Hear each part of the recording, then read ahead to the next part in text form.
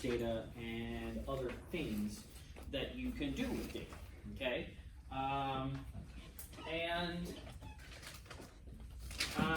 In order to do that, I think that what we're going to do is we're going to talk a little bit about what it means to make a database and sort of how you guys, designing a database is an art form. And it is something that you guys need to appreciate as an art form, especially when you move forward into designing things that are impossible to make. Okay? The worst thing a designer can do is have no understanding or appreciation for what database engineers do. Because it is important that you always understand how data got into your database, how it's shown, and how complicated it is to make a good database. So today we're going to talk a little bit about that. I'm going to go over to the board. Sorry. You should just move the camera at me. Actually, yeah, let's take that and let's move over to the board. Yeah, that's right. I can cameraman.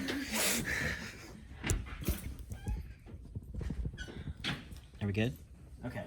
So we're going to talk about databases for a little bit. And we're going to talk about the concept of something called a relational database. Because once we get moving forward, I at least want you guys to have an idea of what databases are, even though I don't expect you guys to make anything about what we're going to talk today. I just want to talk about it like it's important for you to know, okay? Databases are full of tables, and tables are individual sets of data. And generally speaking, we have a couple of concepts to understand. There is a concept called one-to-one. There's one-to-many. And there's many-to-many.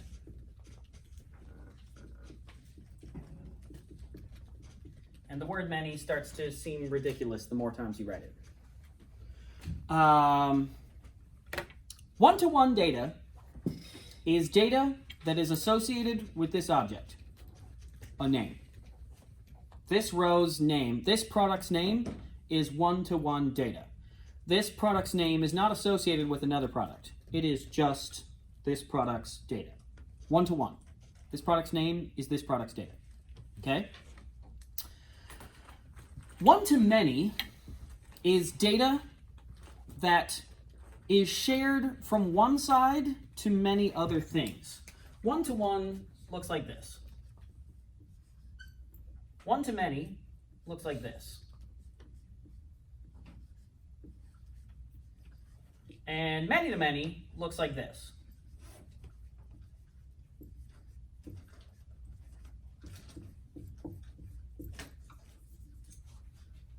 Okay?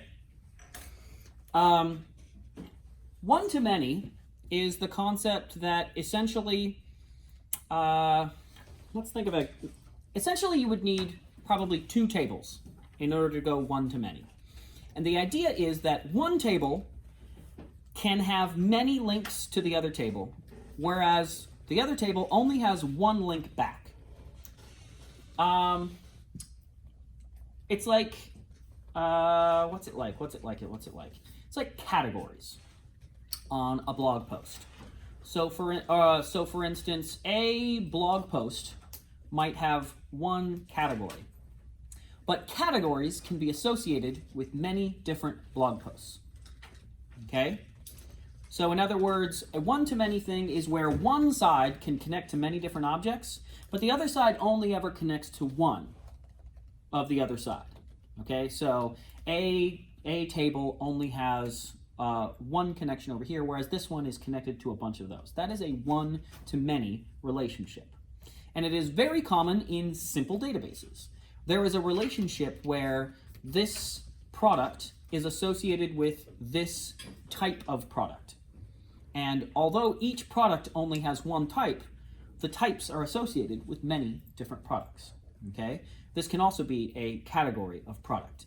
Now, why would we ever do that? In our example, we showed that there was a category, and all we did was we said fruit and vegetables, right? But what if the categories themselves had more data that could be associated with them, or there was a page that you could go to about the category? In that case, the category might have a simple name, but it might also have a title and a paragraph. The category itself might have a whole page about fruits that has nothing to do with any one product, and therefore the category might have more data associated with the category, and then a product is associated with that category. Okay? So pants might have a whole page, and it might show products that are pants. Okay? But generally speaking, pants are just pants. I mean, I guess you could have, this is getting into a whole nother discussion about kinds of data and the idea, the difference between categories and tags. Tags are something where you can have lots of them. Generally speaking, you only have one category, okay? If you're a news website and you're posting a news post, it is either sports or weather. It's generally, I mean, I guess you could tag this sports post with weather, but that's another topic, right? We're talking about the idea of there's got to be some kind of data that you can think of where it's only associated one time, but where this one is associated with lots of different things, and that's called a one-to-many. And that is a very common thing. And we do that with JSON all the time, right? JSON has one-to-one data, but it also has many-to-many data whenever you make an array. Whenever you essentially make an array, that's a one-to-many data in JSON. Now, on the other hand, there's many-to-many. And this is where things get complicated. It especially gets complicated in a proper database, because one-to-many is actually hard. It's hard to even visualize what it's supposed to be. But the best example I generally tend to have is the idea of a movie database and a people database. Okay? Now,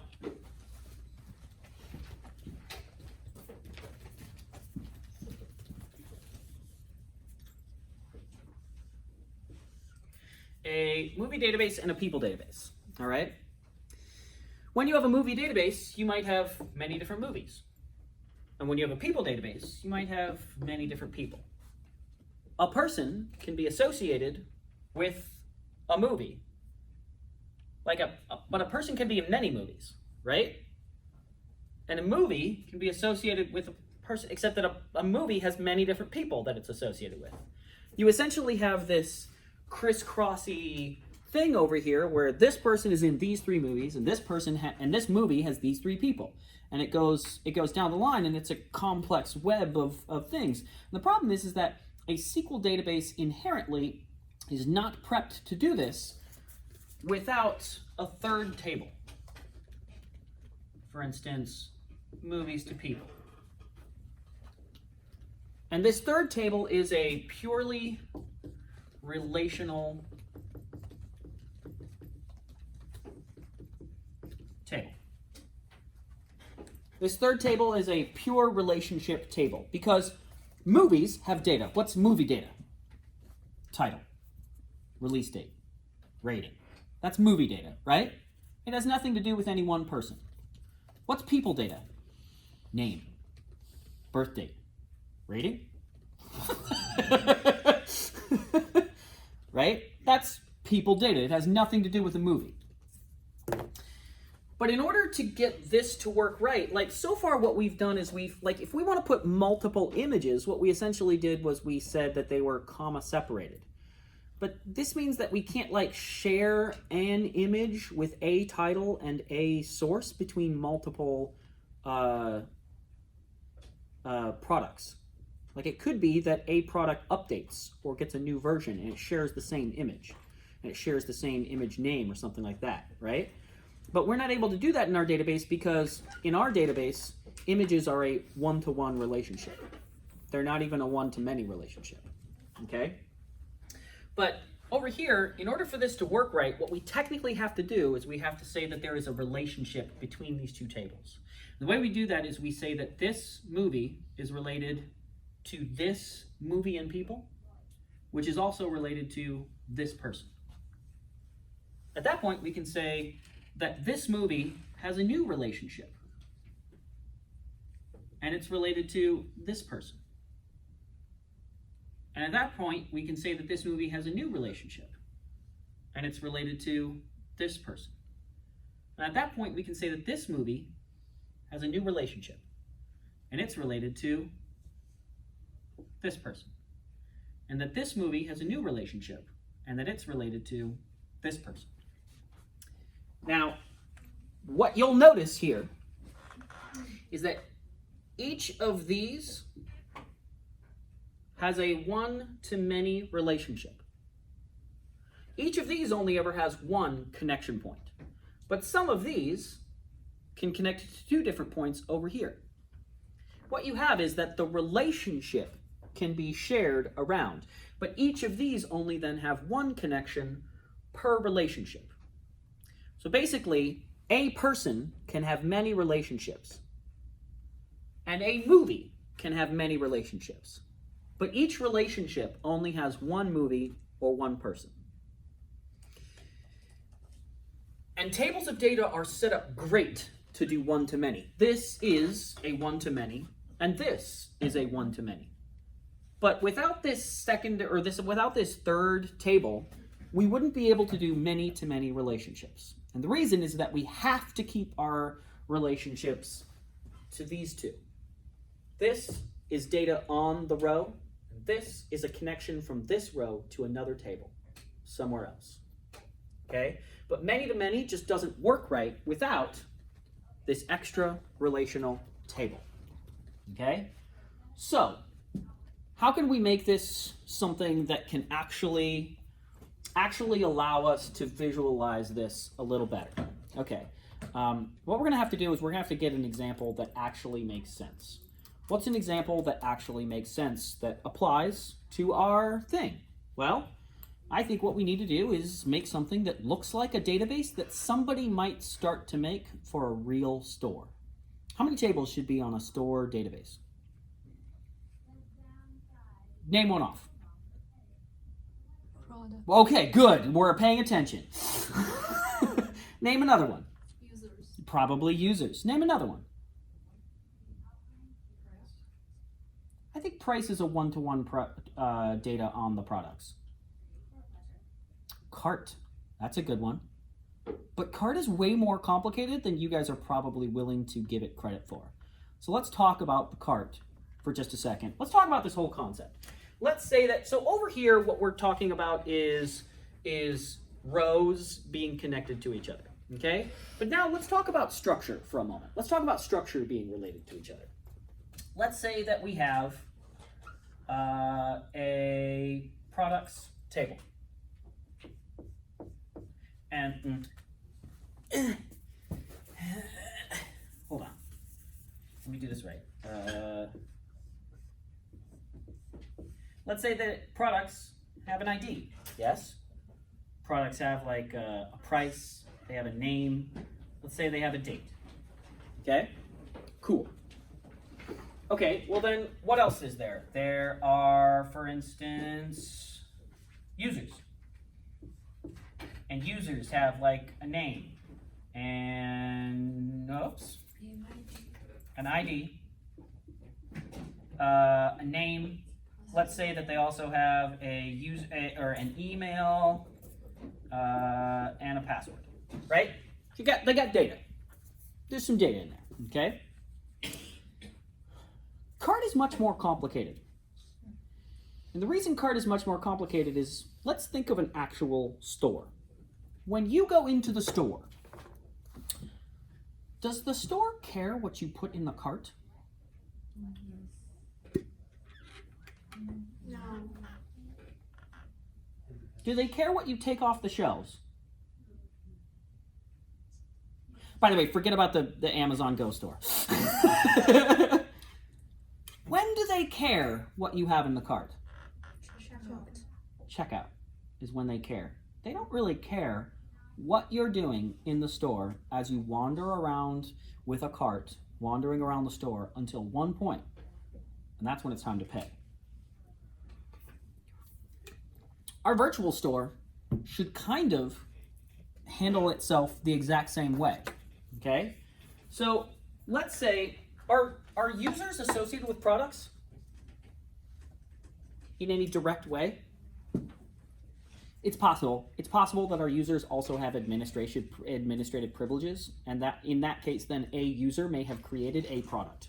That's possible. It's possible that we have an association between administrative users and the user that made this product, just for purposes of like transparency and stuff like that.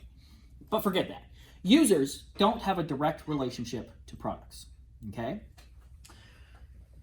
So there must be some sort of cart, right? What is the data of a cart?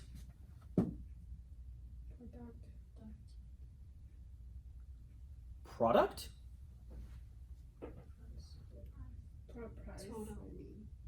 How do we do a one-to-many of a product and also have a cart? I have a whole cart. Okay. I think that there must need to be a products in cart. Because I don't think we can just say cart. So let's think about this. Okay, so cart has an ID. Everything has an ID. We always make an ID. Okay? When you make a cart, it's your cart. When you pull it out, it's your cart. So I think cart must have a UID. Okay? So then at that point, when we make a product in cart, it must have a cart ID and a product ID.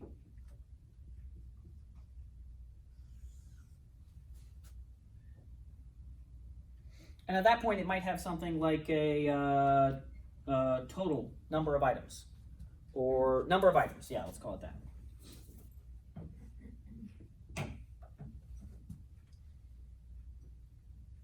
So in this case, users aren't directly connected to products. Carts aren't directly connected to products. Carts have to go through some extra thing, because essentially what we have is, this is the, well, it's possible we should even go further and say in storage versus on shelves. There's products in storage, there's products on shelves, and then there's products in carts, and then there's carts, and then there's people. So what's the data of a cart? Because when does the store care about the cart? On checkout, right? So what's the data of the cart?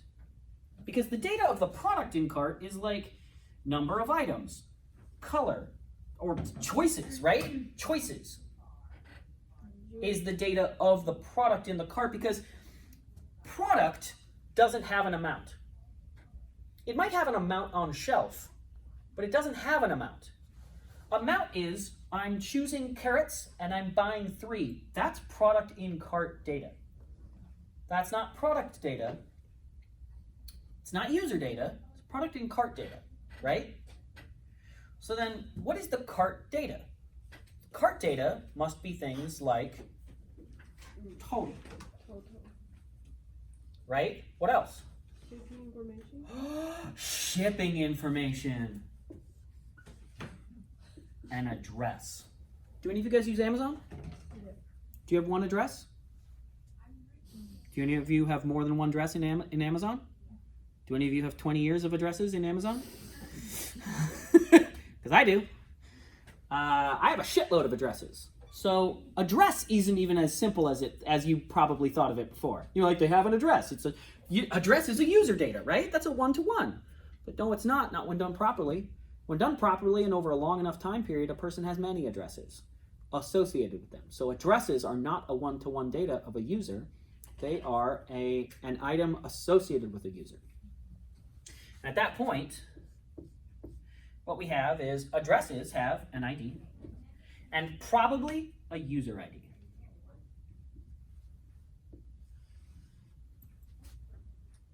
Right? Okay. And then it has, street, city, whatever. But then at that point, the cart must have an address ID.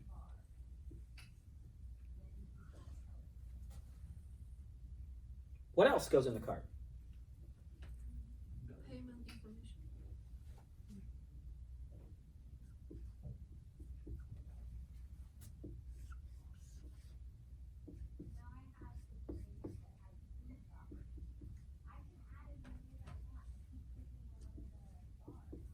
Whatever.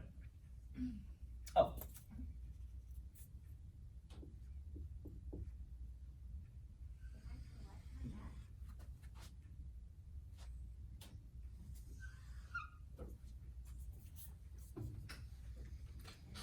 This is just the beginning. This isn't even really going into the idea of what's all the data inside of here, but it does start to give you an idea of what it means to make relational databases. It's never as simple as just, why doesn't it work? Can't you just make it work? Make it work in an hour. Okay? Databases are an art form. Connecting those things together in a way that makes sense and is clear and has all the data in the appropriate spot and isn't duplicating data all the time and is efficient and all that kind of stuff is hard. And I don't need you guys to ever be able to write anything like that, although it is fun to visualize it, just like it's fun to just visualize like mind spreads or whatever you guys fucking do in your UX classes. Right? Just like it's fun to visualize those things, it is definitely fun to visualize what it would really mean to make the data of a thing. But it's way more complicated than most students think about at first. And although I don't need you guys to ever be able to write this, I do need you guys to appreciate what it is to make this and how we're only going to make one table. Okay, we're not going to try to connect 6 different tables into here because there's so much extra. Like I said, there could be products in carts and products on shelves and products in storage and products that we can buy from other things and companies that we work with and all that kind of stuff. Employee versus user, all that stuff is crazy, but it matters. Okay, so when you're designing something, you do need to start thinking about what it means for the data to be there and what it means for this to be this thing's data versus this to be this thing's data. Okay, and the most obvious part of this is the idea of how many items are in the cart. Because a lot of you, or some of you, how many of you put amount of items on your products? Anyone else? It is a common kind of mistake to make, is that you think about the product item page, and when you designed it, you put a thing that said, how many products do you want to buy? And then you think to yourself, that's product data, but it's not. That's user choice data, right? Amount of carrots that you want is not product data. Now, amount of carrots available, that's product data, or I should say that's shelf data. Again, there's a difference between products, possible products on shelf, products in cart, products in storage. All of these are like multiple tables that we probably should be made for a proper database. But at the moment, I want you to think about the idea that the amount of products has nothing to, the amount of products a user chooses has nothing to do with the product database. It only has to do with user choice. Would anyone like to ask a question right now about any of these concepts?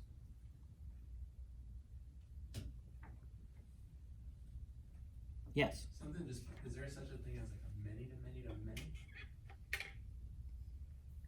Yes. that web right there. Because technically a product is associated with a user, but only through a tertiary mapping of stuff, right? Like this product, it has an in and an out. Or sorry, this payment. Payment has an in and an out that it goes to, right? This just kind of goes in a flow, but then this creates a circle right here, right? Where this data is technically associated with here, and because it's associated with here, we are able to associate it over here. What that means is that these two things right here would, in our user experience, only be able to be associated with these two items because these two items were associated with this item right here, right? Because we have an address and a card associated with this user is able to associate those with this cart. That only works because there's a cyclical pattern right there. Is that cyclical or just circular? Circular pattern. Anyone else?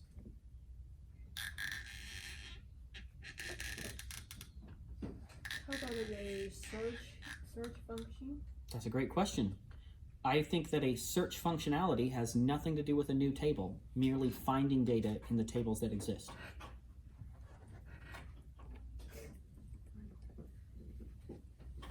Anyone else? Yes. So the products on sale could be one of the table, right? Traditional. So for instance, if a product is on sale, I think that's probably a shelf concept, which was one of the concepts I mentioned, but we didn't actually do. Like, a product is a possible product. Once it's put on the shelf, then it has a possible sale value. If we're thinking about it artistically. Otherwise, it could be just associated with the product. For right now, in our databases, yes, I would say that on sale is something that you would add into the product data itself as a one-to-one idea. Anyone else?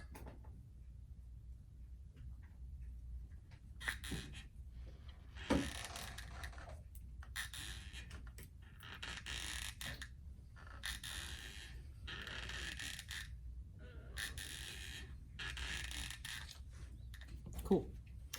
Can you hand that back? Hand that back? All right. So, we're going to continue working with our databases, and today what we need to do is we need to get our databases connected to our sites. We need to actually get our site showing our database, because that's the next big step. Okay. I want you to look at that stuff and feel like you're smarter, but that you don't want to do anything with it. Okay? Because it's just important that you appreciate the complexity of a database and the concept of a database, even if you don't want to write those things. Okay? So, let's go ahead and let's write some code.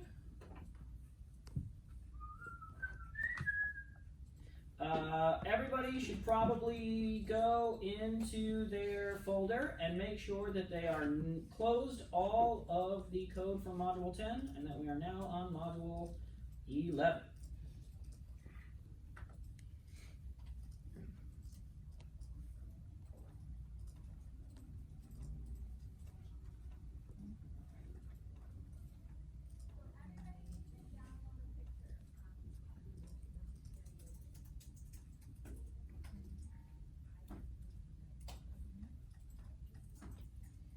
I want to remind everybody that you can go see my code view to see the code that I'm writing, or you can click into our page as we're working on it. Whoops, there's no screen.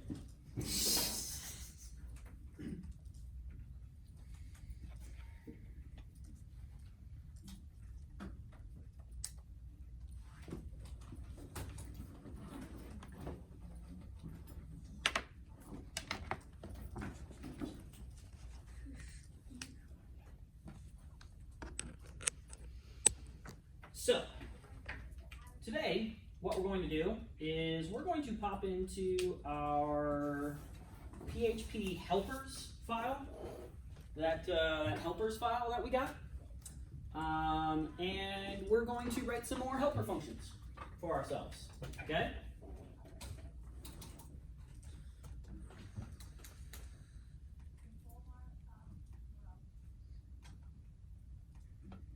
Okay. First things first, we're going to make a new function, and we're going to call it,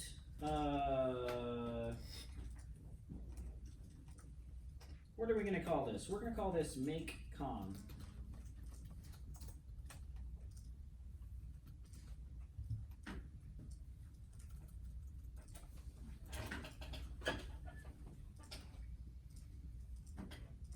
MakeCon is going to make a connection to our database. Turns out that the way this works in PHP is that we make a connection that sort of opens up and stays open. allows us to query things, and then as soon as the script is done, it closes. Okay, so we basically open a window, grab a bunch of things out of somebody's house, and then close the window. Okay? So make a connection is going to be something that opens that window. Okay? And the way that we do that is we're going to make a couple of variables. One, db host, db user, db password, and database name. Now, when we make these variables, host for all of us is probably going to be localhost. There's a very rare possibility that some of you are on an oddball server, and your server, when you made your database, told you what your host URL was supposed to be. If you are on a server that is not GoDaddy or anything like that, it's not GoDaddy and it's not Bluehost, you're on some other server, it's possible that when you made your database, it told you another server location to go to rather than localhost. What this means for us is that localhost is the same machine that our files are on. Sometimes a database is put on a different machine somewhere else. Okay?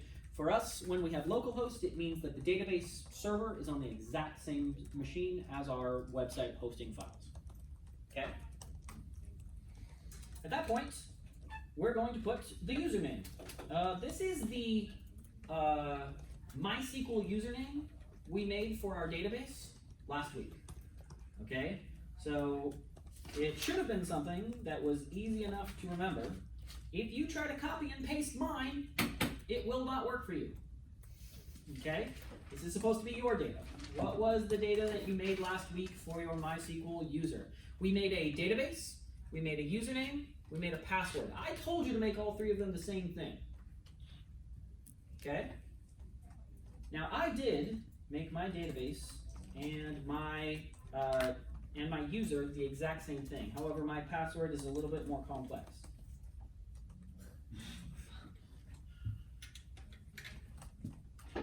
Now again, you won't be able to connect to my database.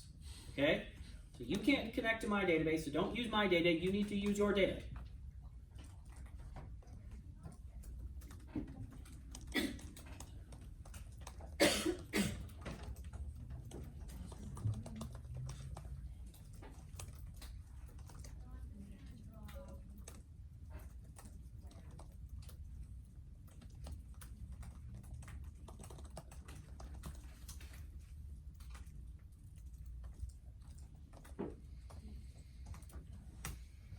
Should I write this a new way?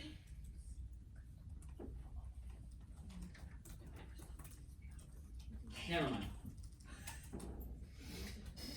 At that point, we're going to make a connection. And we're going to call it con. And actually, calling your connection con is a good idea throughout your application, just to make it clear what's going on for you or anything like that. It's possible we might also just call this C later on. But for right now, con is our connection to the database. And we're going to make that by making a new MySQL I.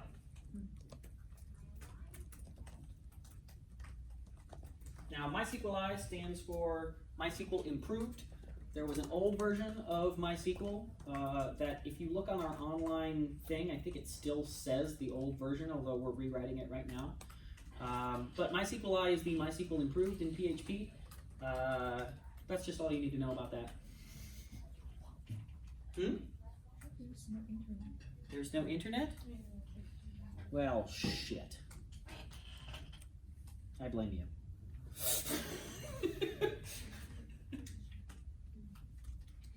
For right now, we'll just keep writing.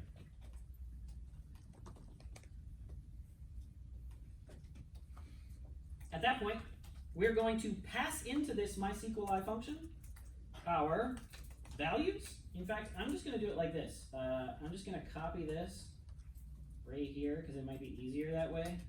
And then make comma, comma, chameleon.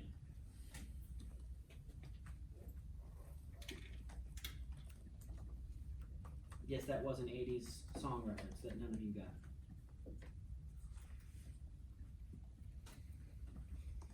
Makes me sad.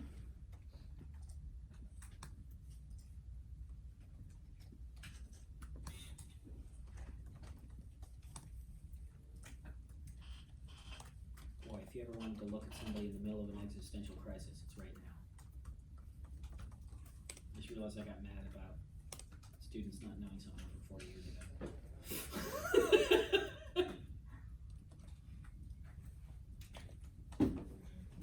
Okay. Now, when we make this connection, it's possible there will be a problem. So what we're going to do is we're going to say if there is a connect error number that says error no.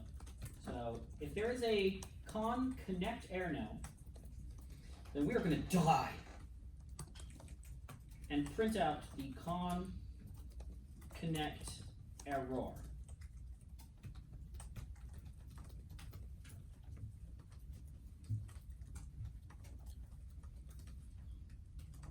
Now, the only reason this will happen is because your username and password were wrong, or something else, okay?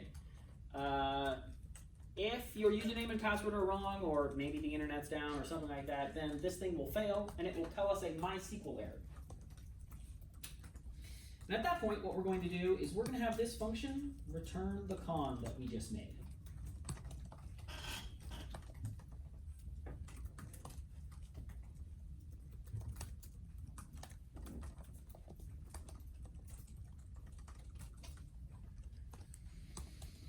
Now,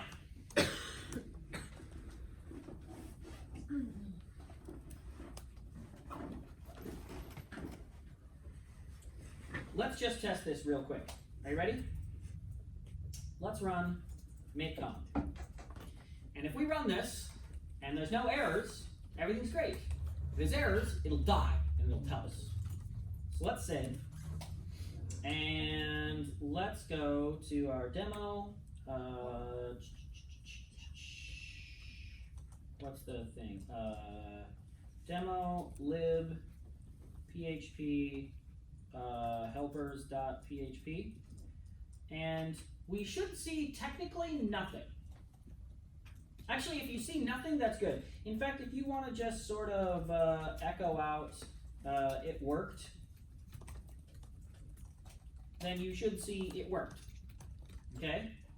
Or you should see errors. Okay? If it echoes out it worked, then it worked.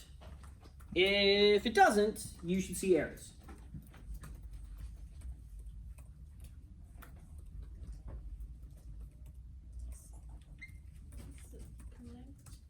Hmm?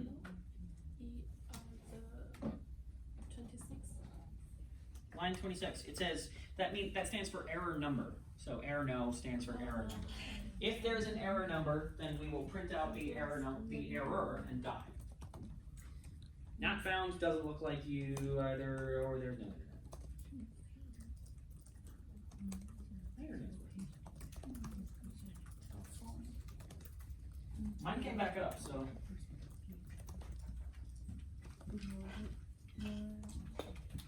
I need everybody to check this. We can't move forward until everybody has this working.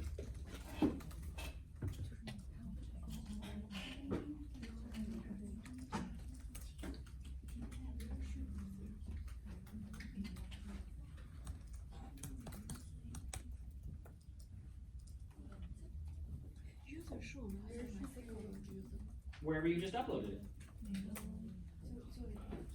Probably lib php helpers.php. We're just going directly to the file right now. This is not something you would normally do.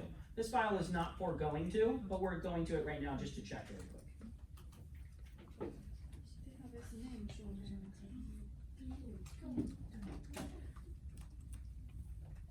Why do you look so in pain? I'm lost. What do you mean you lost? We've written almost nothing. I'm sorry if the internet isn't working.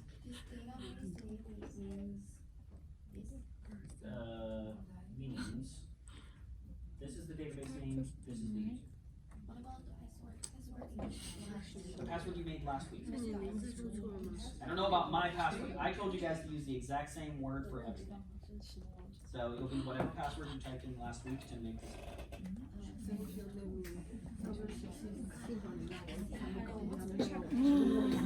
老师说可能一样比较方便。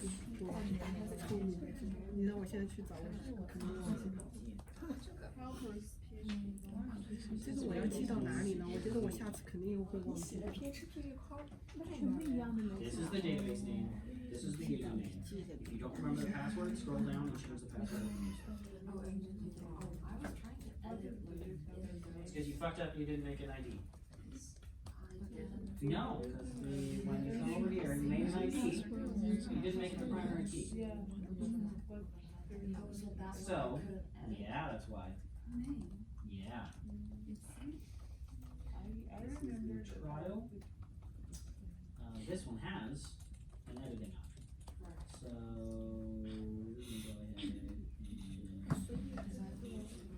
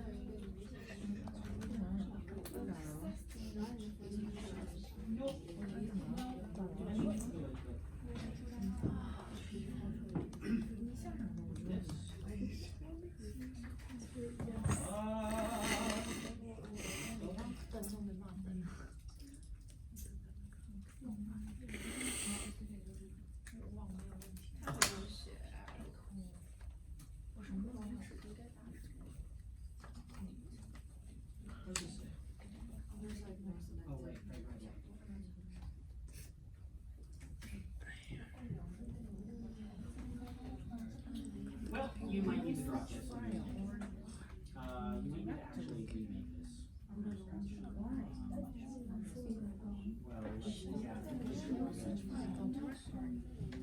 When you're making the tables, that you make sure that you come over here, make this primary, and then make this secondary. No! No, this is local. You have to open it up on your website. You guys, PHP doesn't work locally. You have to open it up on your website. We have been working with PHP for 3 weeks now. Come on.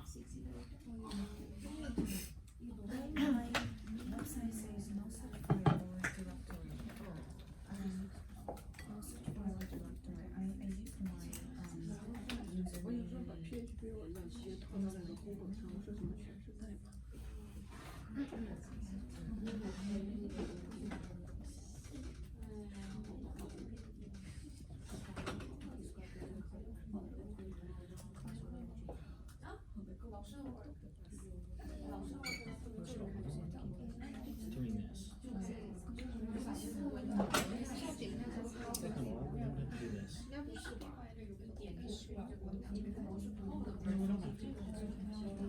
Third of all, you're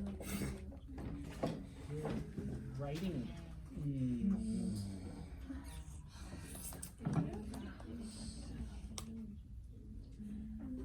This is trying to run a get JSON.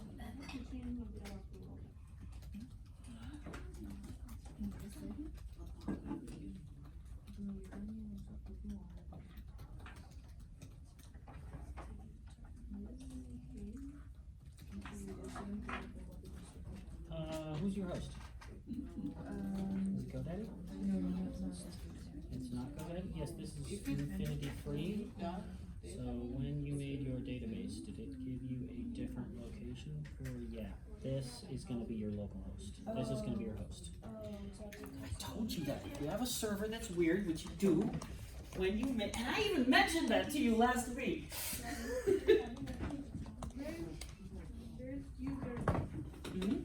This is database name. I remember I couldn't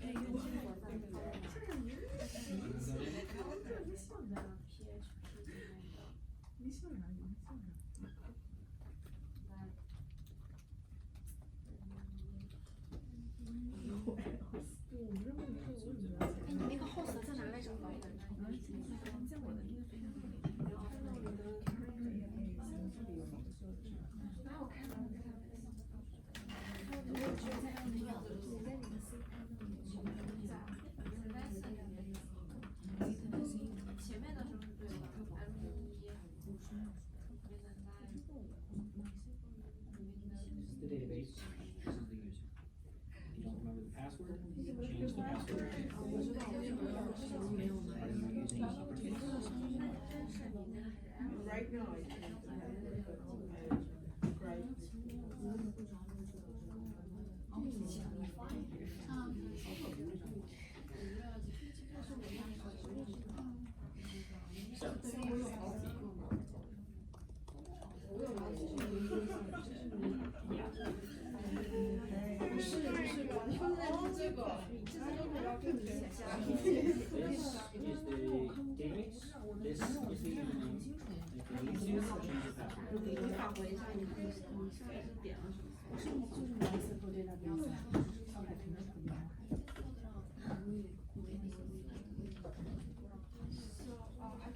So, this is the database. This is the username. If you need to, change your password. So, this is the database. This is the username. And if you need to, change the password. Okay? This is the database. This is the username. So, no, it's local host. Don't you? Local host. Yeah.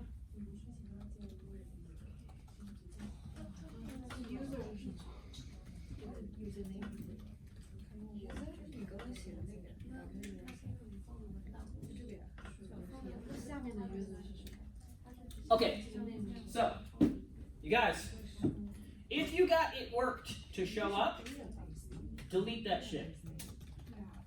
We don't want to call the makecon here.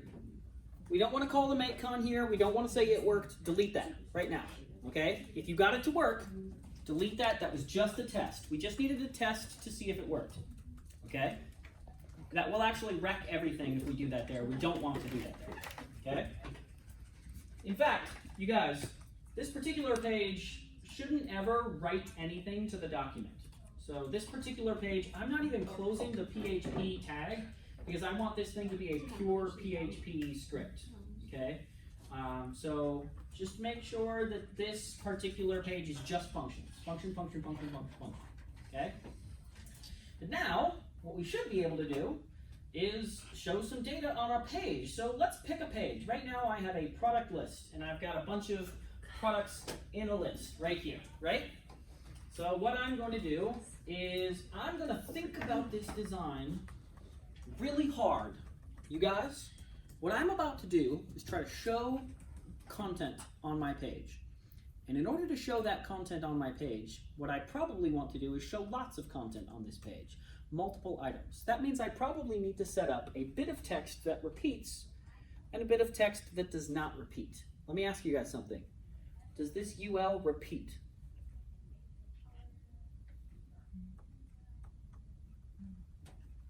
No. So is this UL going to be one of my parts? No. Just is the LI? Does the LI repeat? Yes. Yes. Yes, I think is the answer to that question. So in this quick example right here, the LI repeats, and therefore that is my repeating pattern, okay? It is important that you guys, with much more complex designs possibly, need to be able to look through your designs and find the repeating pattern, okay? Because on this particular page, some of yours are quite complex. We need to find the part that repeats, okay? So, inside of my UL, I'm going to open up a PHP block.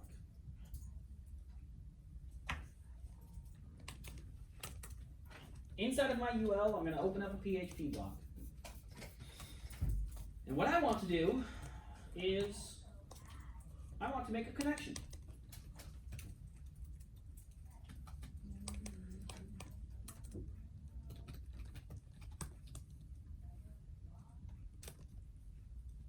However, in order to make con, I need to make sure that somewhere on here, my helpers is loaded into this file, which it is currently not.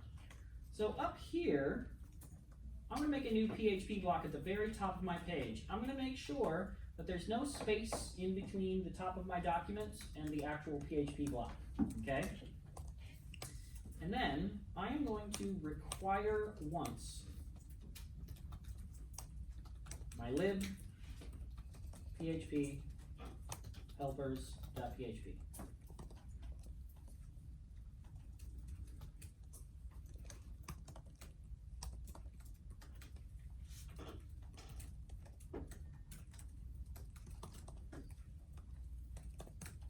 going to say it. I'm going to go away from helpers because I'm done with that. And I'm going to find my way to my list. So I'm going to go shop. And on this page, I should see no errors. That's the most important part about this right here. I should see no errors. Okay? If I see any errors, then I've still got errors. Okay? Either there might be an error like you didn't include the helpers correctly, or there might be an error like your make connection is still failing to make a connection to the database. If either one of those things are happening, then you need to figure that out. But if I see no errors on this page, then I have made a connection successfully. And that's good. So now, what I can do is I can make a query. Whoops, sorry. Sorry, con query. That's all it is. Con query. The con query is going to be, I'm going to say, select asterisk from products. Now, you're going to see something important right here, which is that these two characters right here are backticks, not single quotes. If you look at these right now, these two characters are backticks, not single quotes. And the backticks can be found on your keyboard next to the 1 key. That's the backtick key.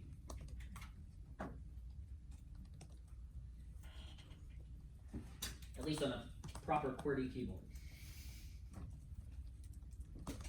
Okay, now when this query runs, it's going to return a result. So I'm going to make a result equal the con query. At that point, what I'm going to do is I'm going to run a while. And while I can make a row that equals the result after having fetched an object.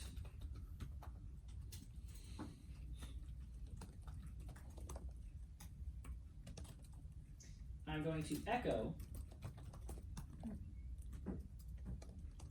a div, and then a row. I'll try price. I'll bet all of you have a price.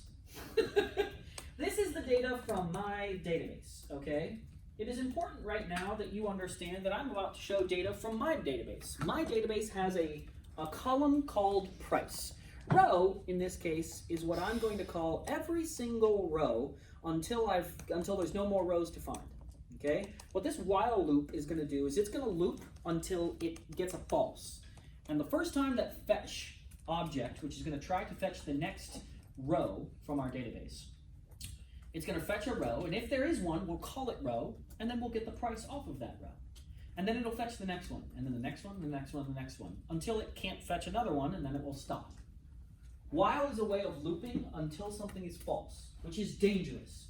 It can result in something called a stack overflow, which you might have heard that website before.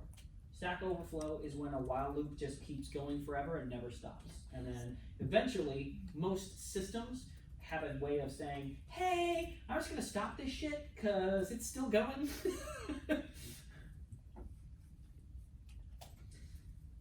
And then we're going to say it. And we're going to refresh. And I should see now.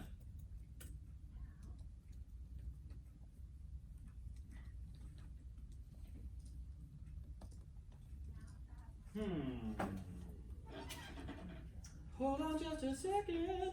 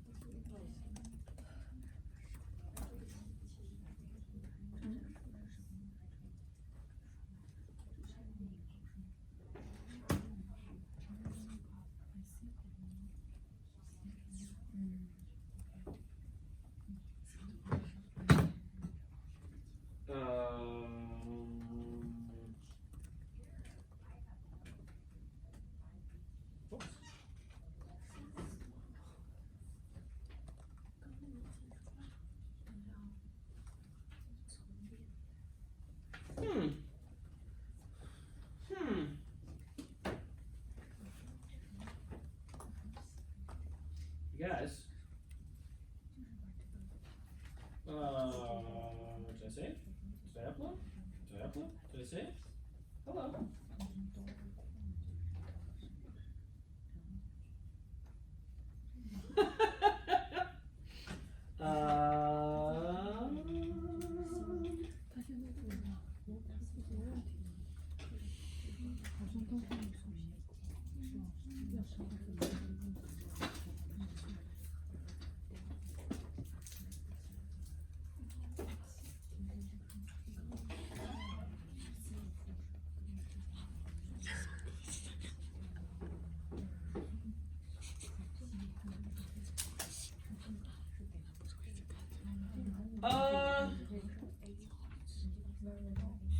Hold on a second. Hold on a second. Make connection. Need my safe connection. Return connection. We returned a connection before. I saw it working, so that works. We returned a connection. We said the con equals make con. Let me just print pcon. You guys, if you ever want to know how to do real programming starts by just showing yourself anything. Okay, printcon worked. So that did work. Let us print result.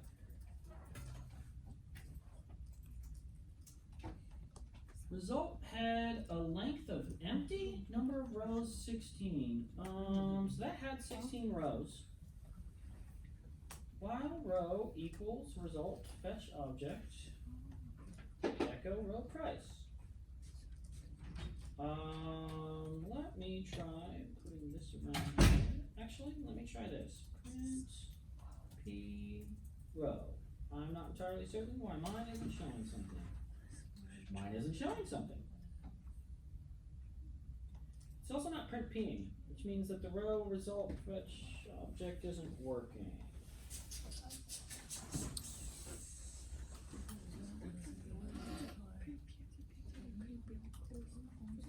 Oh, you guys. Fetch object is a function. Fetch object is a function that we have to run. That's my bad. Whoops. Whoops. Hey, there we go. Sorry about that. Okay, so if we run this now with fetch object as a function, we should return a whole bunch of prices from our database.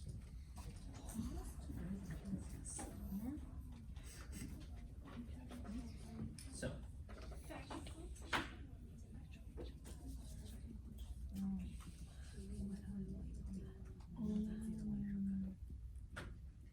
this is your database name. This is your username. And if you can't remember the password, just change it down here.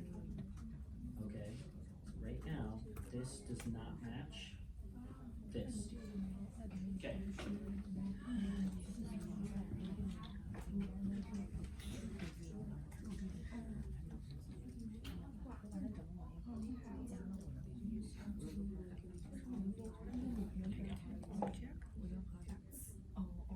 There we go.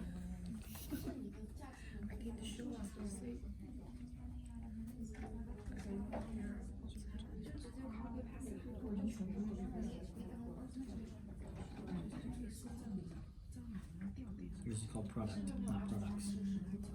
You're gonna have to remember that for the rest of the semester. Hey guys, it is possible that some of you are even now running into the idea that you did not name your table products.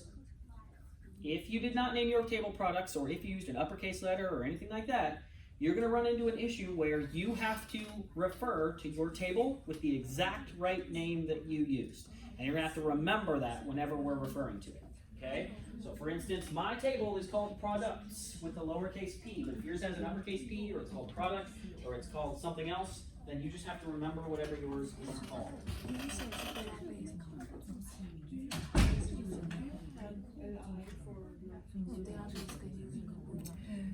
我这个名字能改的，我这个名字能改的，非标了的钱。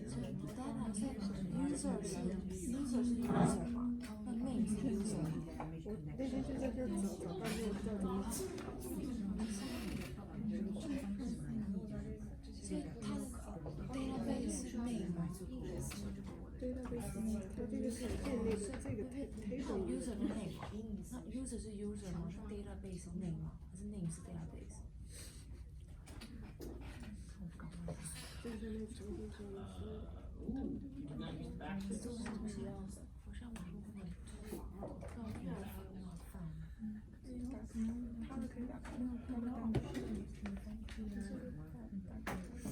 The table has capital T. So I didn't use July for my product. That's fine. That's fine. That's fine. Whatever your repeating content is. In your case, it's the column.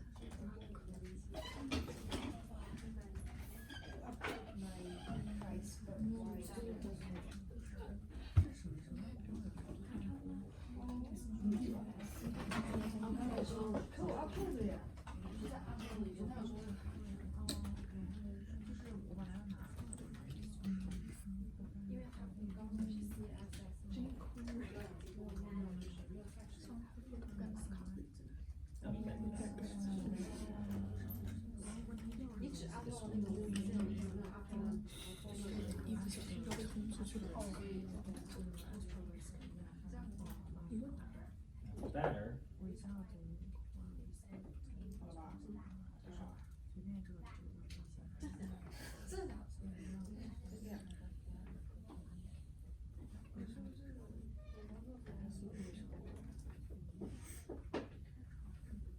Did you redo the password?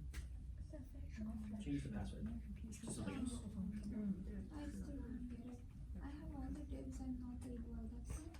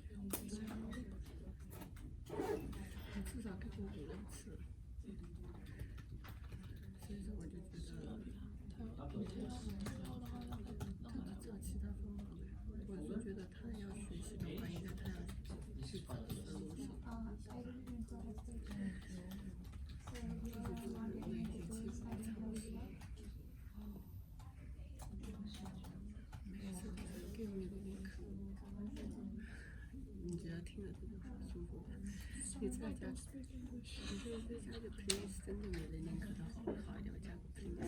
一整 folder upload 上去。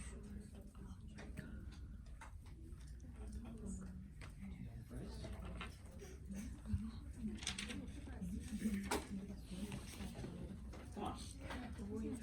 Guys, check your capital letters, alright?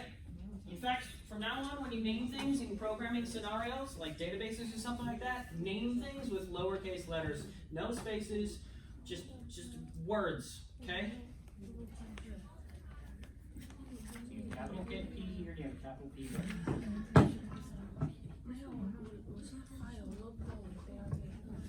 I'm about to help a couple more people, and then we're going to move forward, no matter what.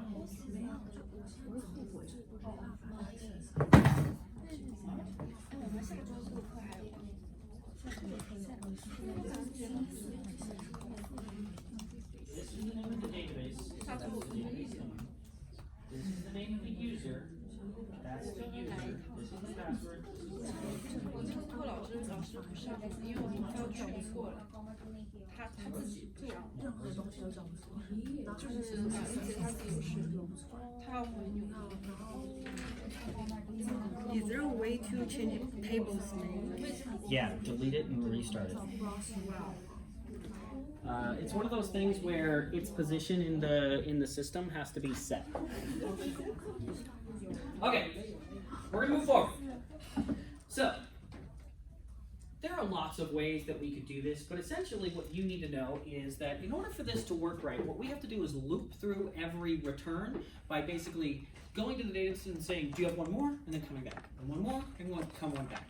But there must be a more efficient way of doing this. There must also be a way that we can sort of like get this in a set and then just treat it like an array. And so that's what we're going to try to do right now. We're going to try and treat this like array. So we're going to copy this right here. And we're going to bring it over to here. And in our helpers.php, we're going to make a new function called makeQuery. We're going to make a new function called makeQuery, okay? And makeQuery is going to receive a con and a query.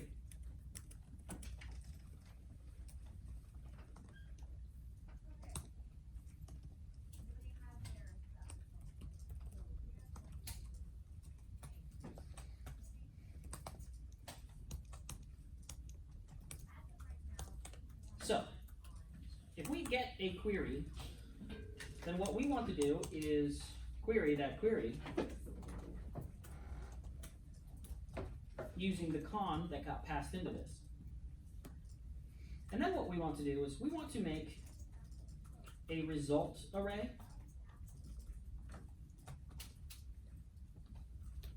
and when we loop through our objects, what we want to do is we want to push into result array the row that we just made. And then when we're done with this, we want to return the result array.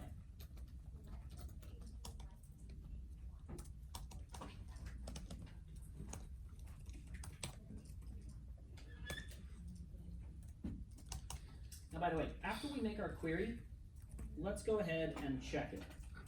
If there is a con error, now notice that this time it's not a connection error, we're just seeing if there's an error, then we're going to die using the con error. This is basically the same thing we did before, except it's not a connection error anymore, it's just an error number. So, here's what's going to happen. We're going to pass a query into this thing. It's going to run it. If there's an error, it's going to die and tell us. It's then going to make a temporary array, and it's going to loop through our results, pushing the row into the array so that we have an array of rows. And at that point, we'll have an array. And arrays are awesome. Arrays are way easier to use than this weird sort of pull thing. Okay? So we're going to turn our query into an array of returned rows.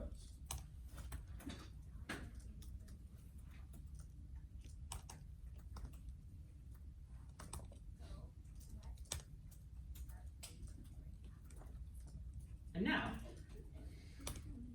what we're going to do is we're going to get back over here, and we're going to say that we want to make a query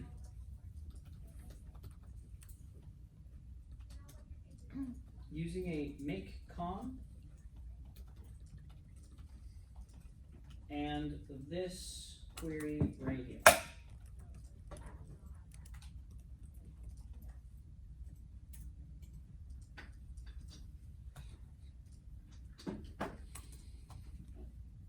And that means that we will then get a result from that make query. Now running this won't do anything. We've just made an array. We haven't actually done anything with that array. We just made it. At that point, we're going to learn about our favorite thing this whole semester, array reduce. Array reduce is the sweetest thing ever. Array reduce is something that loops through an array, calls a function on every item in the array, and then tries to turn that array into one new thing. This is especially useful when you want to take an array and turn it into a string, or take an array of numbers and add them all together into one number. Basically what you want to do is loop through everything in an array and end up with one item at the end of that loop. For instance, a string, or even perhaps a new array, who knows? Okay? So, what we're going to do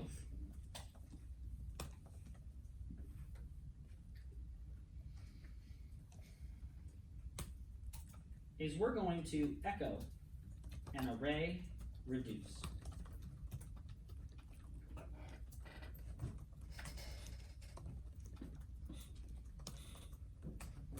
We're going to reduce the result using a function that we're going to call product list template.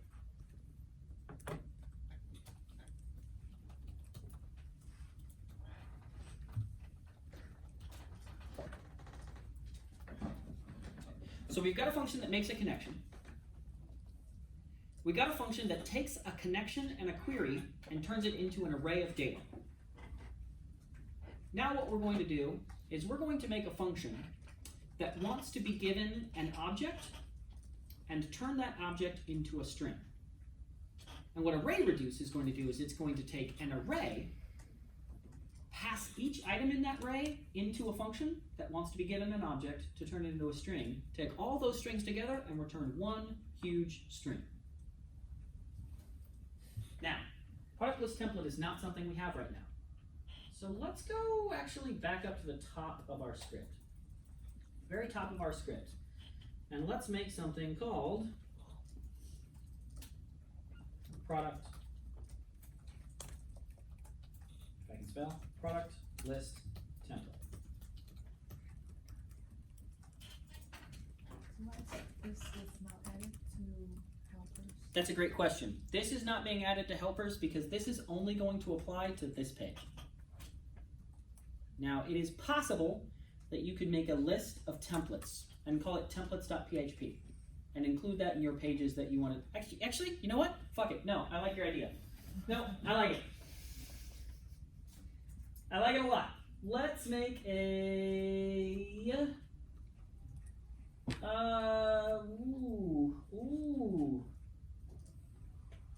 Where do we put it though? Where do we put it? Why do I have a PHP folder here that's empty?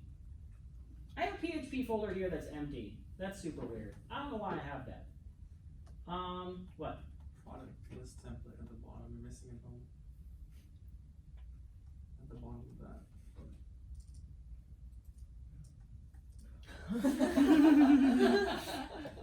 Thank you.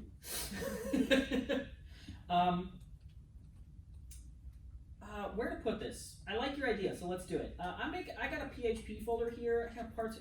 Let's do. I'm just gonna put it in this PHP folder here. I don't have a better place to put it, and I want it separate from my pages. I'm gonna make a new folder inside, a new file inside this pages thing, and I'm gonna call it templates.php. I now have a PHP folder with a templates.php inside it.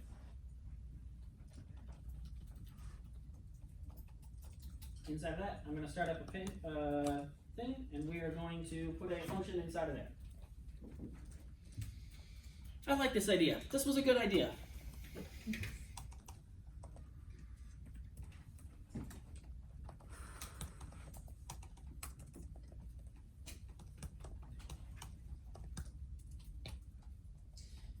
In order for this to be used, we're going to have to include our PHP templates.php. So we're going to require once our helpers and our templates.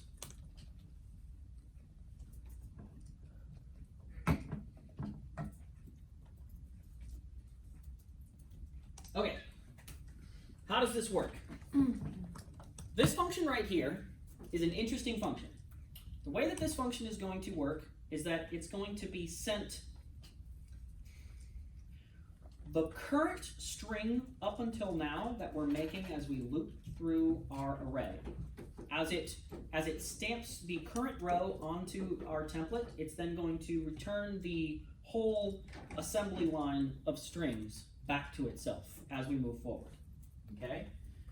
It's going to return that, and we're going to call that the carry. And it's also going to return the current item. So carry is the current string as it's being created by every new row. And the item is the current object. So the current row is going to be called item. Okay? Now, inside of here, what we're going to do is we are going to return the carry concatenated with a here dot.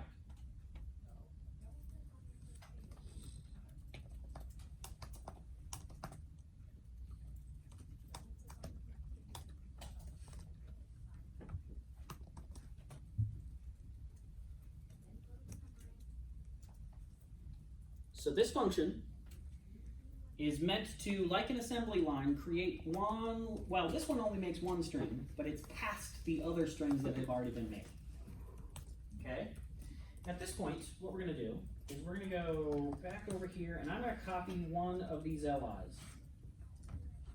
And I'm going to come back in here, and I'm going to paste that LI, just like this. Okay? I'm going to make it look pretty, because I can. Just a little bit.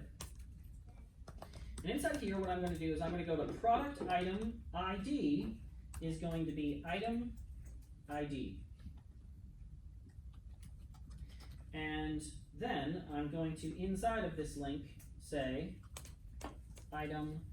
Well, you guys, here's one of the places where my code is going to separate from yours. How many of you gave your products a name? Everybody raise your hand right now. How many of you called it name? I called mine title. So mine's going to be different than yours right now. I'm using data from the database, okay? Item is the name we just made up here. ID is from the database, and also title, in this case, is from my database, okay? So, I'm going to save. I'm going to refresh. And I should have a whole bunch of products with their titles showing up and all of their appropriate IDs. Now, by the way, you guys, don't worry about being precious about your IDs. You can tell here that the final products in my database are like product 411 because I've taught this class so many times. Don't worry about your IDs. Don't worry about them being perfect or in the perfect row or order or whatever like that. Forget about your IDs. All the other data needs to be right, but your IDs should merely be unique. It's the only thing that matters when it comes to your IDs, okay? Have any of you guys ever used checks?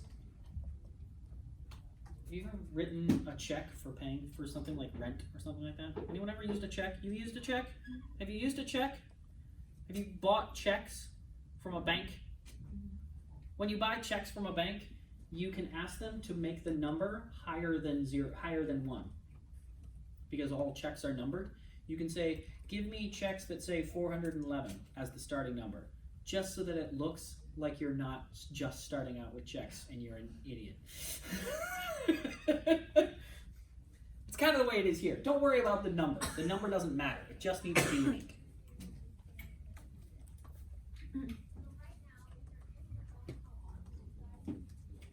Okay, so we now are showing our products in a list. Well, what else can we do here? Okay, so let's look at this a little bit. Okay, I got an LI here. I'm going to give this a class call small, no, extra small? I think it was extra small, 12, and then call medium 4. But actually, I'm going to change this to 6 because I want 2 up on the small version. And then inside here, I'm going to make a image, and that's going to have a source of item. I think I called it image main. Did I call it image main? I think I might have called it image main. We'll find out in a minute. And then down here, there might be a div, and that might say item title, and then this might also say item price. But in order to show that right, I want to show a $sign in front of that, so I'm going to say and dollar instead of trying to use the dollar symbol, because in PHP the dollar symbol means something, so I'll just use an HTML entity of the dollar symbol. And then here, instead of saying the title, I'll say visit.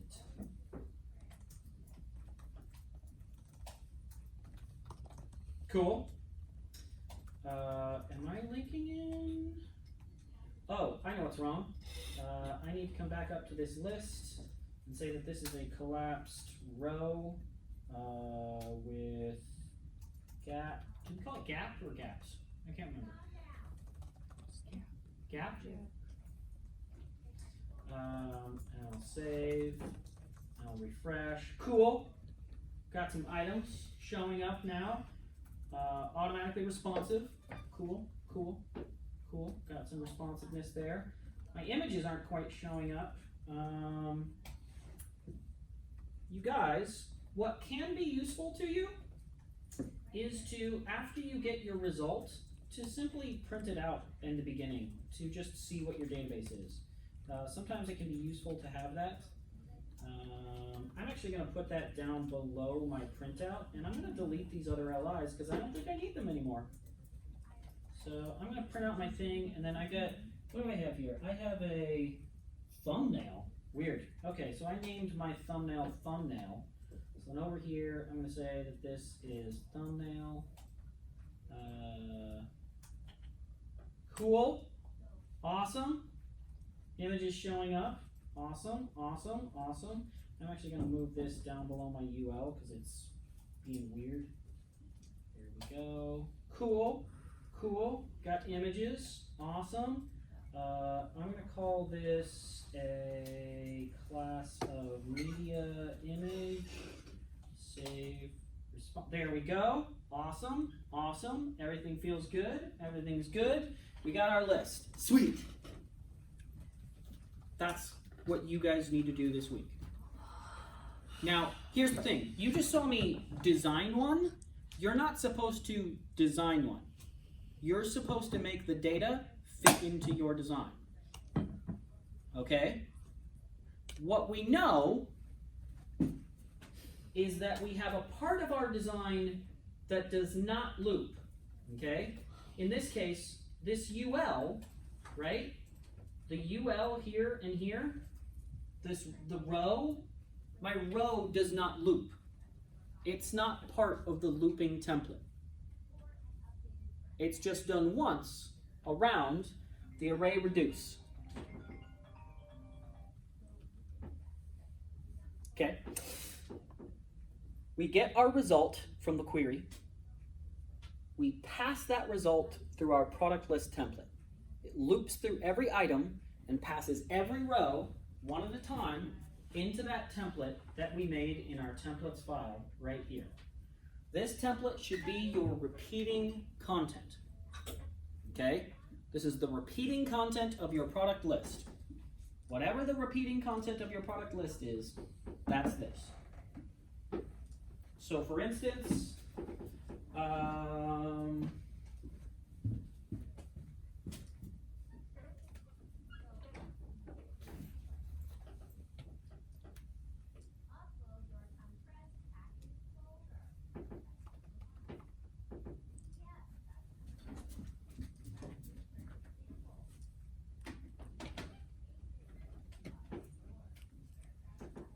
for instance,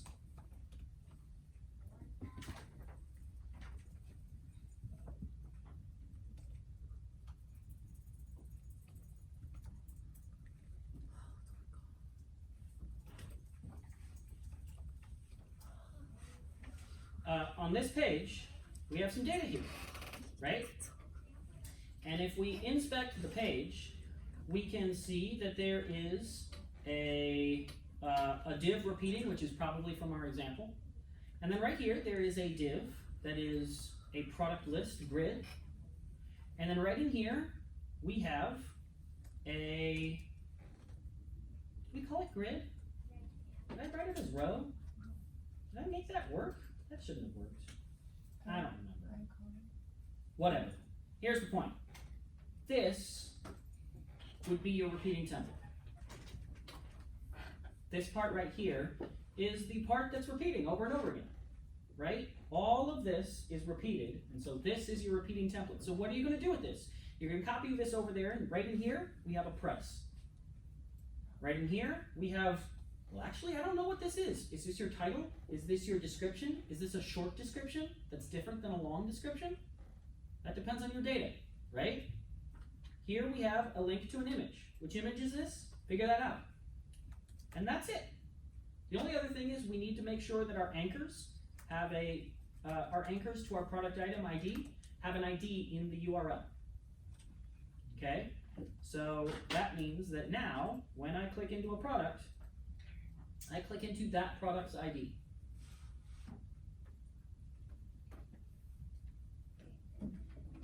We're going to take a break. We're going to take a break for about 10 minutes. And when we come back, more.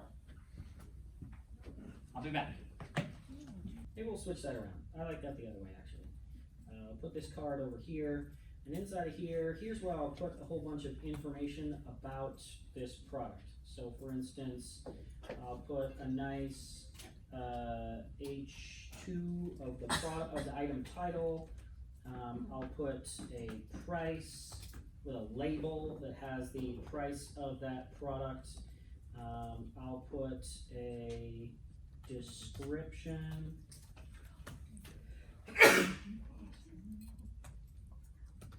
That then has a paragraph around it that has the item description, something like that, right?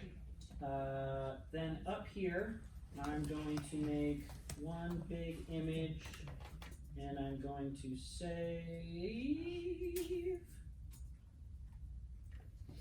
and I am going to go to my product item. So I just made a design that is essentially just my image and my product information, okay? And now I'm going to go to my product item, and in here, I need to basically do almost the exact same thing as I did with the previous thing. I'm going to include my helpers and my templates. And then I am going to get some data and put it into my page. I'm going to put this inside of a container, but not inside of a card, because I just designed a card, okay?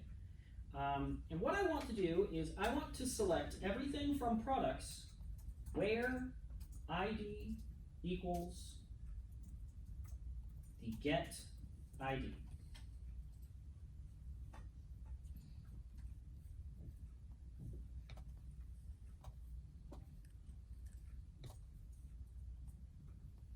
That makes it easier to read. So I'm selecting everything from products where the ID equals the get ID. And then I'm going to list out the product item template.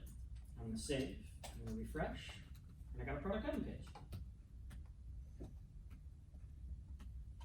Go back to the list, click into strawberry page. Mulberries. There we go.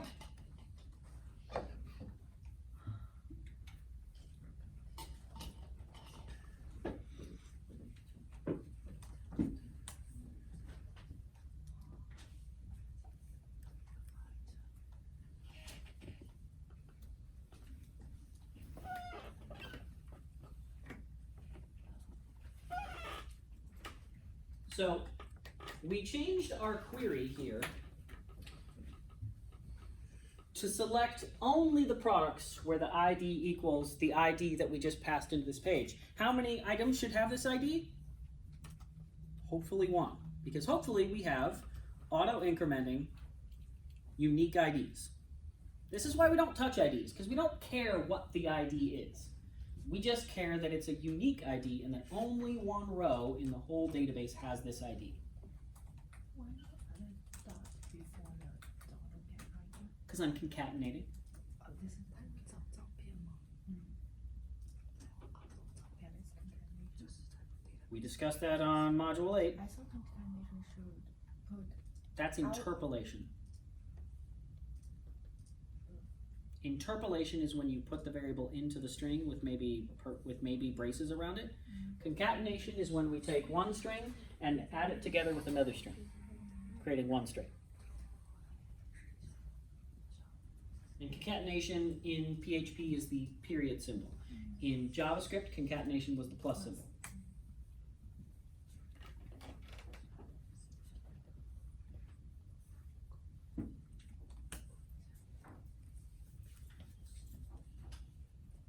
Now, we have a page that shows our data.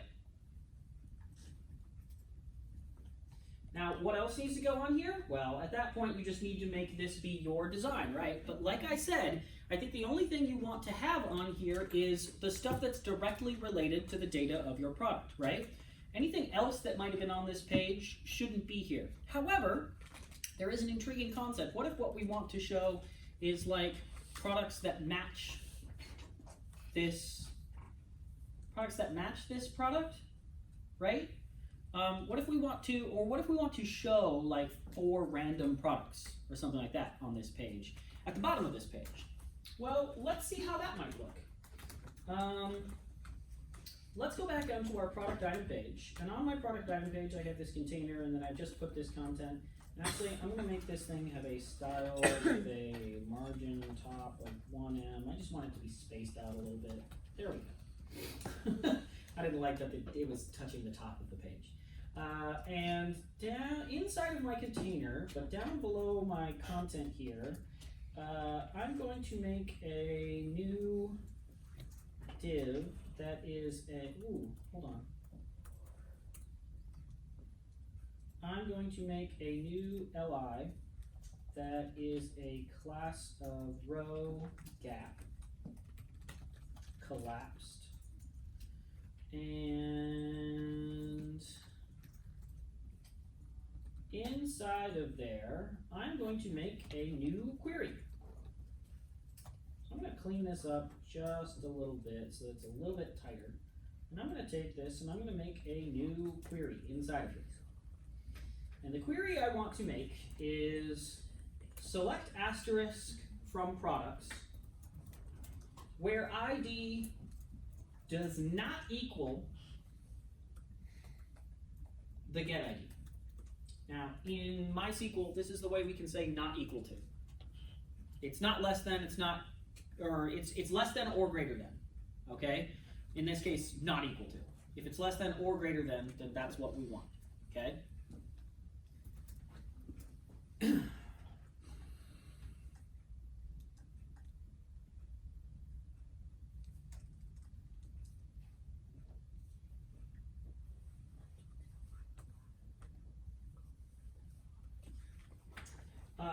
And then we are going to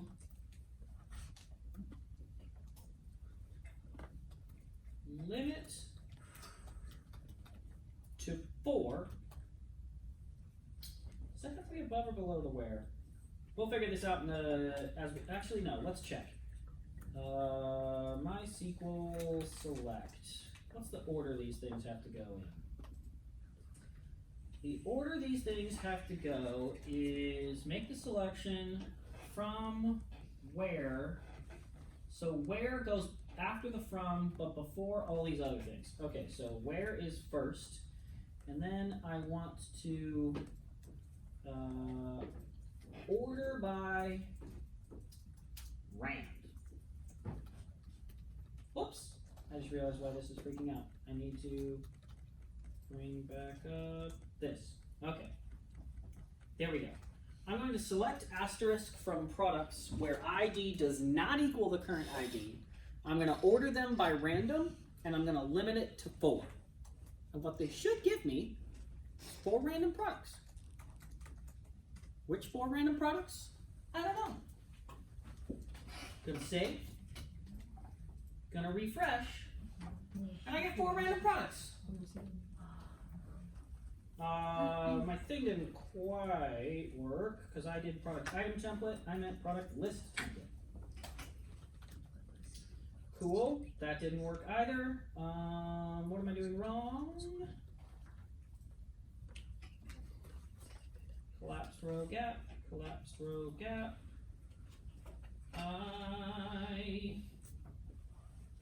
Wait a minute. Oh, I made an LI like a dummy. I meant a UL. Yay! Oh, interesting. I'm gonna change the design of my templates to have this be 3. There we go. Yay! Now I got 4 random products, and every time I refresh, I should get 4 random products. that I can now say are suggested items.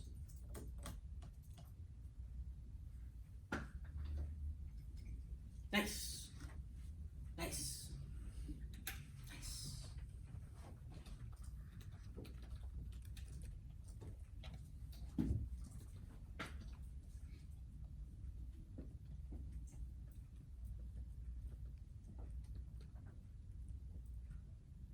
You have a look of frustration on your face, he said to the entire class.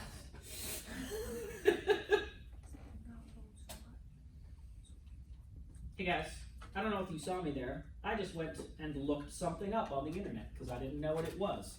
That is good to do. However, you might have also seen me look at this, and you might have gone, fuck looking at that. But there's an interesting reason that I did this, and it's because the stuff that you do in MySQL actually has an order that it has to go. And if you can't ever remember that order, once you've learned the things that you can do, even though this doesn't help you learn anything, it just helps you reference what the order is supposed to be on the things that you want to do. And what you can see here is that we have our from right here, and then we have a where right here, and then after that we have things like group by, order by, and limit, which are interesting things you can do with your MySQL searches, with your MySQL queries.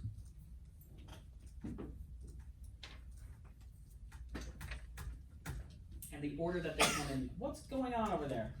No. What's happening? Well, everything's bad. Yeah. It's probably because you don't have something called image. Well, this is in PHP right now, so that's just commenting out the HTML. Okay? If you want that gone, what you might want to do is for right now, just move it out of here, and then it's actually, you are,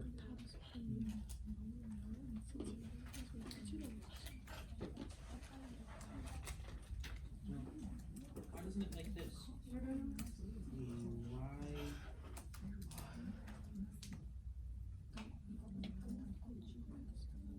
Why doesn't it like this? What'd you do? How'd you do that? View component? There we go. That's better. Okay, so now listen to this. You also have it. Hey guys, side note about HTML. Generally speaking, you shouldn't put, I think we might have talked about this in class. I don't know if you're handling this or if I talked about it in this class. I just want to remind everybody, general idea is that you don't want to put a div inside of an anchor unless you have the anchor set to a display of block. I just want to say that out loud to everybody just in case you don't remember or we didn't talk about it or I'm just having a crazy moment. Whenever I see a div inside of an anchor, something puckers inside of me because you're generally not supposed to do that. Because divs are block and anchors are inline. It's like trying to fit a bowling ball inside of a glove. You're not supposed to do it. But you can do it if you change the anchor to a display of block. But is this, so now, we're better? Yay, there we're better. So it looks like image isn't the name of your data. So you just need to make sure that whatever the name of your data is, that's what you're using. Okay, so we now are able to navigate here. We can navigate back to our shop. I feel like you guys, if we're on this page, we should probably have some sort of a back option. So at the top of this thing, I'm just going to go ahead and put a div that has an anchor that says product list.php, and that's going to go back. Now, technically, that's going to be a lie because it's not actually going back if we got here from, if we went to carrots and then we go back, it's taking us back to product list, which is a lie, but it's a white lie, so it's fine. I might change this to a paragraph just to give it some spacing around it. So now when I click in here, it's just got some space around it that's inherent in the paragraph. But now we have something that's looking okay, all right? It's not bad, it's not bad. I think we should probably change our image here to be something that is more stable. This is something I did in my shop already. You can see that all of my images are the exact same size, but all of the images are being cropped. I actually did that with the by setting the height and width and then setting the object fit to cover. I'm going to do that differently over here in the actual page. I want to be able to see the image, the whole image, but I also want it to be sized appropriately. So right now this is called the media image. I'm going to call this a product item image. Did I call it that up here? I think I'm going to call this one product list image. There we go. And then in my CSS, I'm going to call this product list image. I'm going to call this product item image, and I'm going to say that this has a height of 400 pixels and contain. I'm going to make that 300 pixels. Nope, I'm going to make that 500 pixels. That's too much. I'm going to go 400 pixels. That's better. And what you'll notice is that as I click around, all of my images are basically showing up inside of that space, no matter what their size is. Now, because of my design, that can create a little bit of weirdness, being that this has an image that has a white background and this has a white background, and maybe I should do something about that.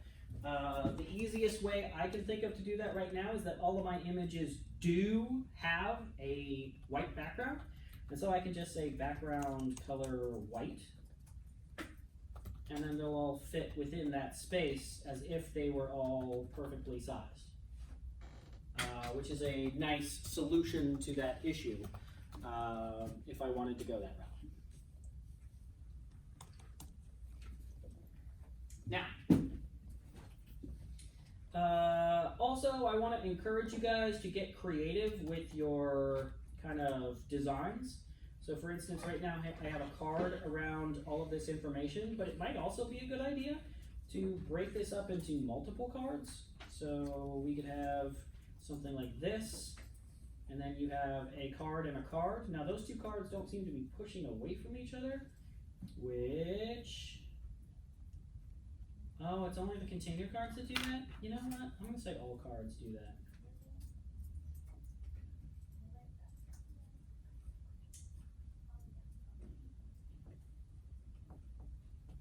You know what? I'm going to say that all cards that come after a card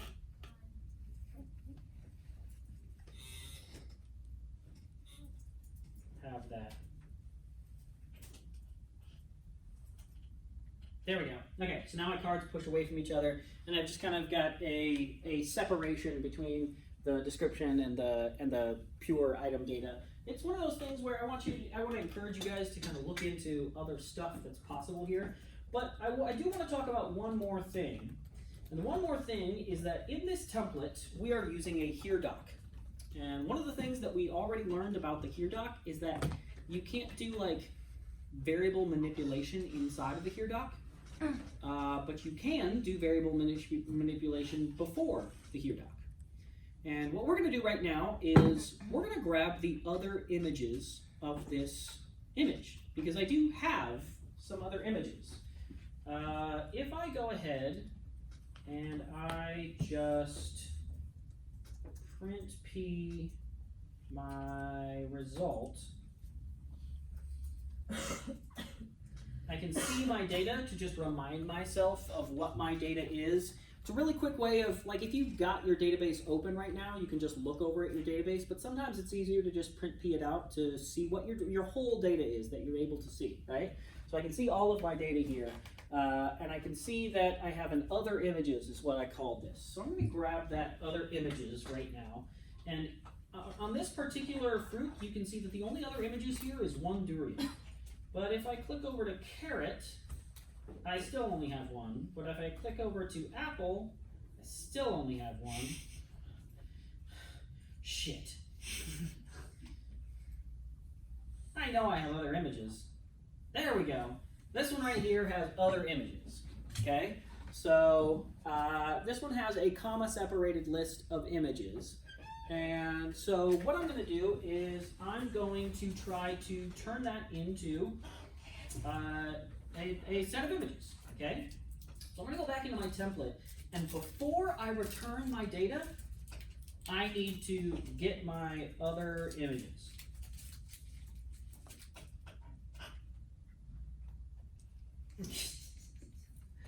And I'm going to make this equal an array reduce. That's right, my favorite thing in the world is an array reduce, okay? So the array reduce here is going to be that I want to array reduce a, how did we do that over there?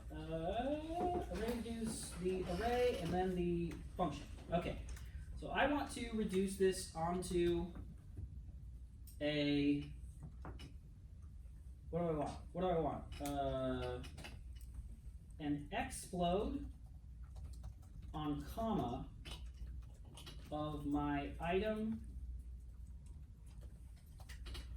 other images.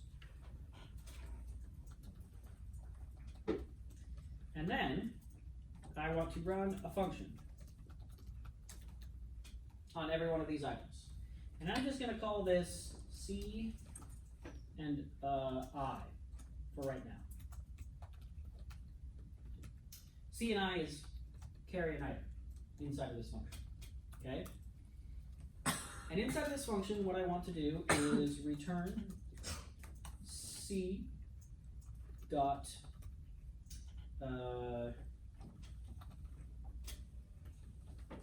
image source equals I like this.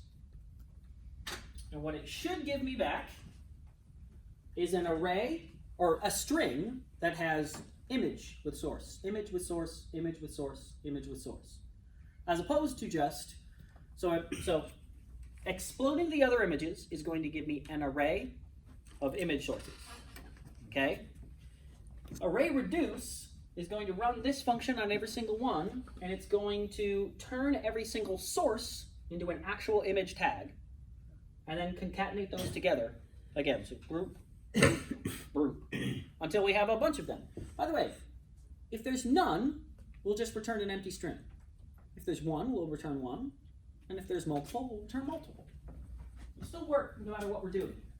And at that point, what I'm going to do is I'm going to say that this image right here is a image main, and that this one right here is a image thumbs. Whoops. And that then inside of image thumbs, I'm going to put my other images. Okay? So I'm basically taking my string of comma-separated sources, and I'm exploding it. And then I'm looping through those and turning them all into an image source. And then I'm placing that inside of an image thumbs. So I'm going to save. Whoops.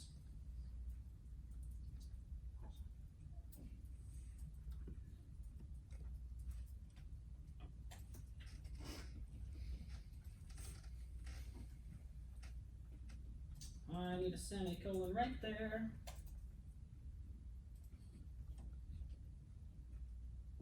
I need a semicolon right there. Yay! Yay! Okay, I got my two other images. Awesome. Now I'm going to go into my theme, and I'm going to say that my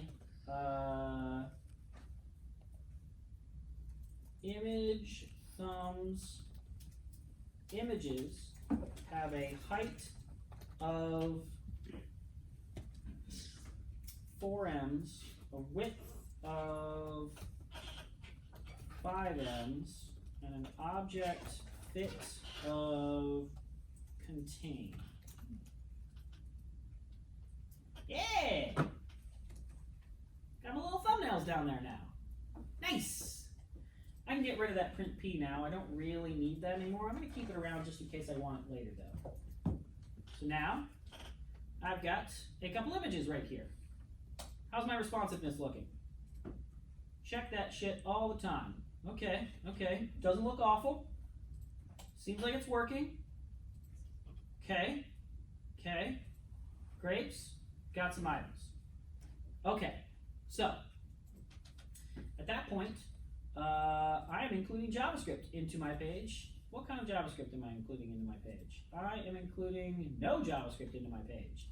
So I am going to make a new file in my JavaScript, and I'm going to save that as products.js. And inside of here, I am going to wait for the document ready.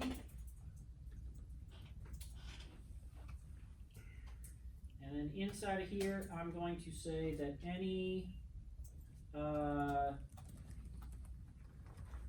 image thumbs image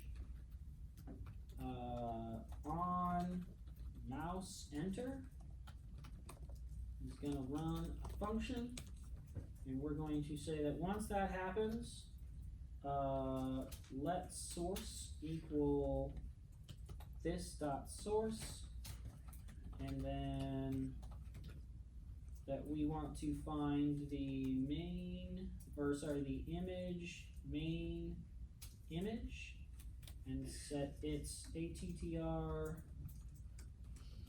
source to source.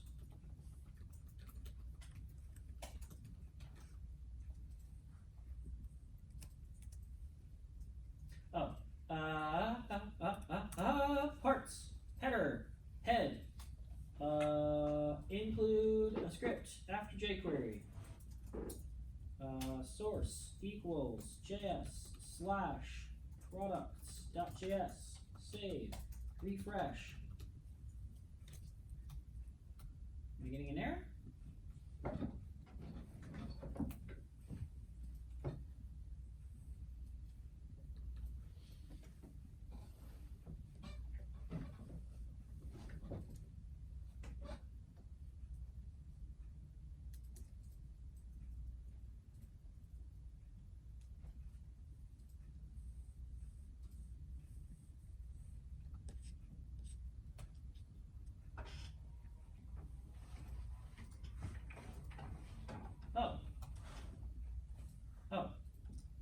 Products.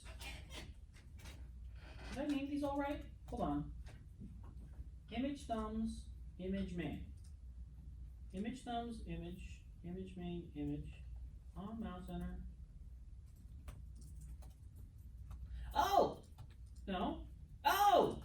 Ha! e.target.source. Yeah! There we go. Yeah! Nice. And nice. Nice. Okay. So, some of you might be thinking to yourself, Hamilton, I already had a bunch of JavaScript written on my page. How do I make my JavaScript work? Well, first of all, using PHP shouldn't change your JavaScript working. Your JavaScript should still work the exact same way if you're making the template in the exact same way that you made it before. And the reason for that is because PHP happens way before JavaScript ever happens. Okay? That means the PHP just makes the page, and then the JavaScript should still run. If for some reason your JavaScript breaks because of your PHP, you didn't do the PHP in the exact same way. As you didn't make the PHP make the HTML the same way that you had the HTML before. Okay? That's the only reason it wouldn't work.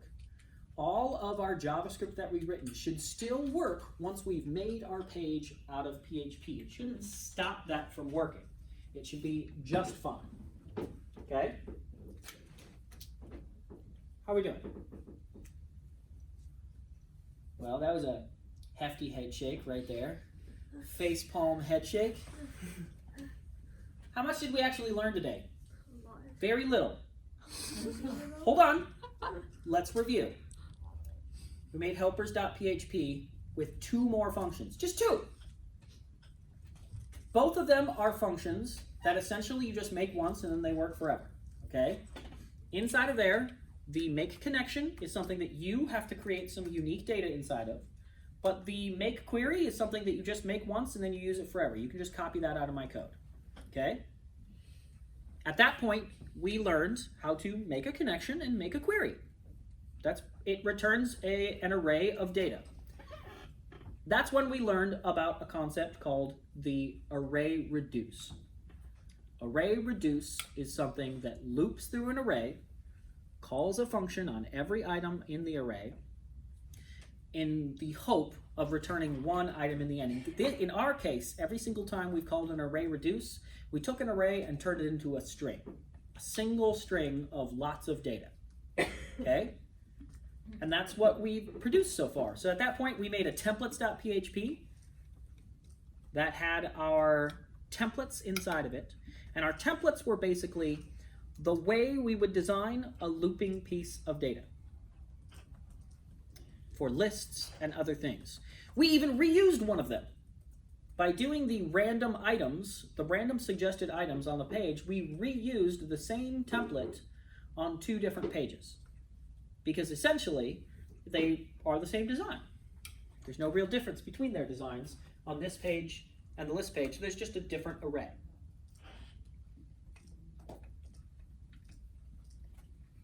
That's not that much.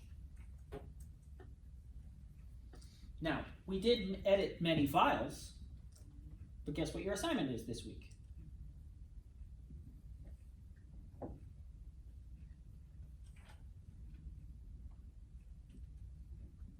Let me ask that question differently. How many days are left in this semester? How many weeks are left in this semester? 4. How many work weeks do we have left in this semester? 3 weeks. So how far along do you think you should be in your project by the end of this week? 80. Done! You should be done. Oh man, you should be done. By the end of this week, you should be able to show data from your database in your project. Right? So how many pages should be done in your project? Most of them. What's left? Well, we haven't really talked about how to do a cart, even though we talked about the idea of by the way, that's not what we're going to do. Fuck that. We talked about the idea of a cart and how that might work, but we didn't really make a cart. So we'll go through making an actual working cart. Although it'll still be a fakey working cart. It'll be a more working cart. It'll be something that you can show somebody and be like, look at my cool project and how it mostly works. Okay? This isn't going to be something where at the end of this someone can actually buy a product, but it will be something where somebody can walk through your prototype and be able to feel like you actually know what you're talking about. Okay? I don't remember whether I mentioned it last week, but I did change the assignment in the assignment thing, and so I just want to talk about it out loud. For your final project, you are going to be expected to make a page that, or a set of pages that are a product administration page. Did I talk about this last week? Yes. I think I mentioned it. So let me say it again. You are going to be expected to make a product administration page. This page should not have a login, even though that would make a lot of sense on a correct site. It's going to have a link directly from your products, from your regular page, which would also be a really bad idea on a real site to give users the access to that kind of a thing. But we're just doing it for the midterm and for ease of use, okay? All of you are going to be expected to make a product administration page. And that page is going to be able to just list off all the products that are in the database, all of them, as opposed to just the last 12. And then we are going, an administrator would be able to choose a product, edit that product, or be able to add a new product into the database.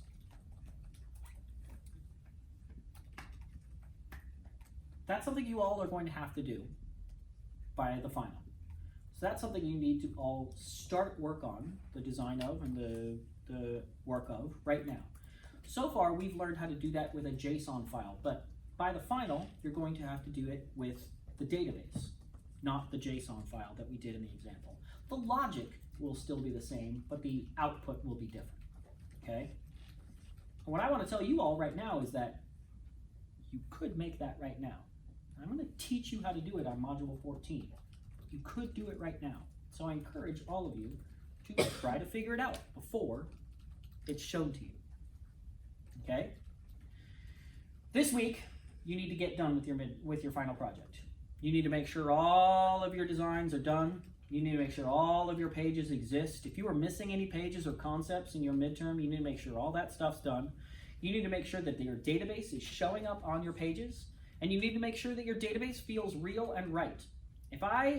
If you came up here and felt like you didn't have enough data in your midterm for your stuff, if it felt skimpy, if it felt short, if it felt like you needed more, if it felt like a user would never want to purchase on this page, then you need to put some more effort into that. Think about what the data of your project is, okay? Right now, I have 0 things on this, and you want to know why? Because I'm not in college. And I'm not trying to show you what to do. I'm just trying to show you examples of how to do it, okay? And your final project should not just be this. This is too little, and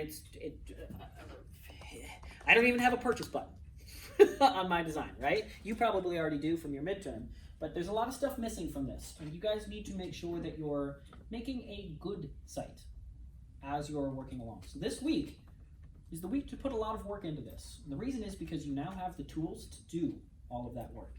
You can now pull data out of your database and show it on your page. You can loop through that data or just pick one piece of data. You can even show random data if you want to, okay? We are just gonna edit our list page just a little bit right now. The way we're gonna edit our list page is that we're gonna say that we want to select asterisk from products, and we want to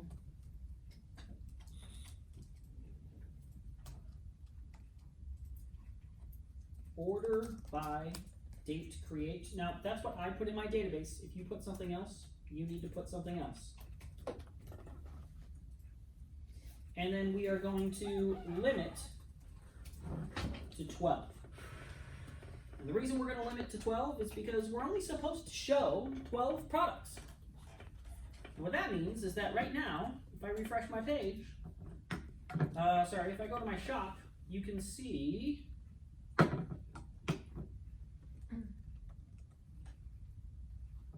no, you can't.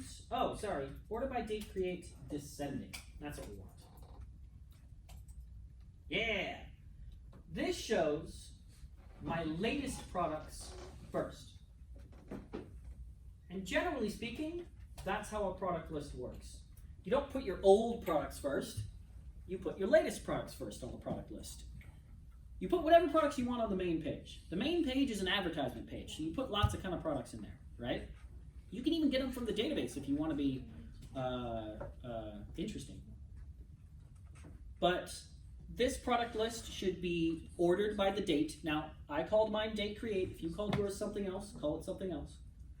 Notice that I'm using backticks right there. Technically in MySQL, you're supposed to use backticks around the names of things. You can leave them off, but I'm going to start teaching the class doing that, even though I've been bad about not doing that in the past. And then we're going to limit it by 12, because we only want to show a limited amount of items. Now, it's possible that your design is fit for more items or less, well, it shouldn't be fit for less. It's possible that your design is fit for more items than 12.